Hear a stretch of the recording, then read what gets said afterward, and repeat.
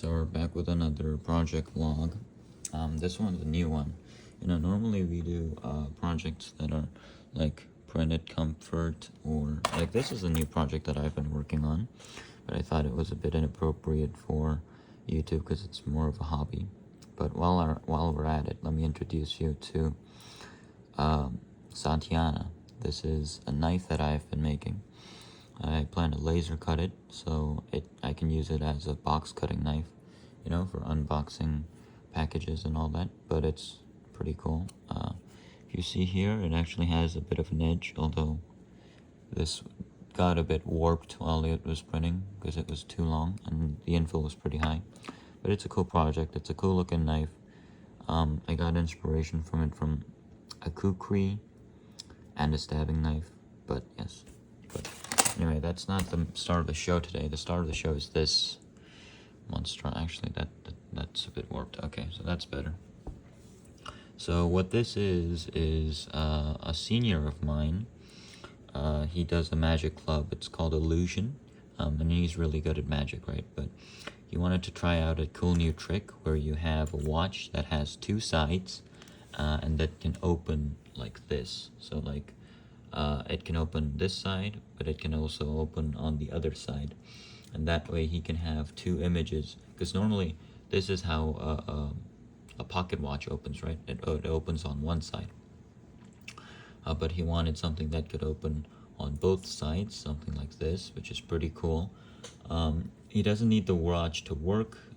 He just wants a mechanism that he can open on both sides with one click or with a button. So I've been working on that, and this box here is where these little guys, I don't know if you can see them very well. It won't focus.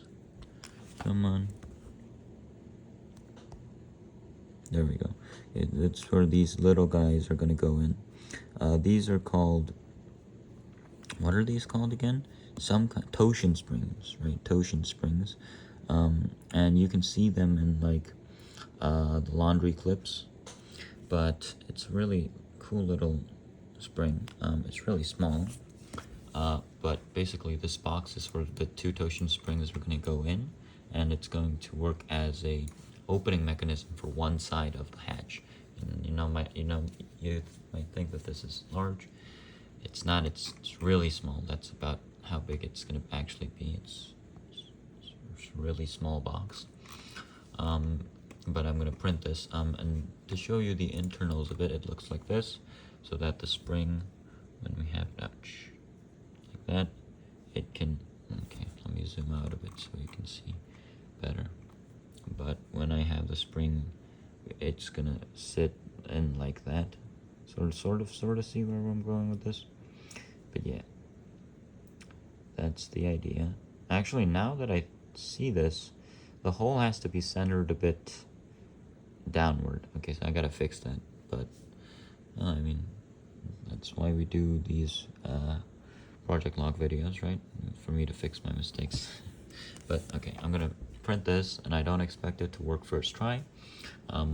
There are gonna be more iterations to this, so it can look shiny and cool like that, and the spring can fit in snugly like it does in here. But for now, we're gonna just try to try to see how this spring works. And yeah, so that's sort of the goal. But actually, this is a flawed system if you think of it, because actually this is a really bad spring box, because if you think of it, the spring legs, which are the parts that bend like this, they're fixed there, right? So this is a really bad spring system because it doesn't allow the spring to flex at all. It just fixes this part of the arm, and it bends the upper part. It fixes the lower part like this, and it bends the upper part. So that's terrible. Okay, I gotta redesign this. But this is a cool new project that I've been working on. So I thought I might share it with you. Anyway, bye-bye.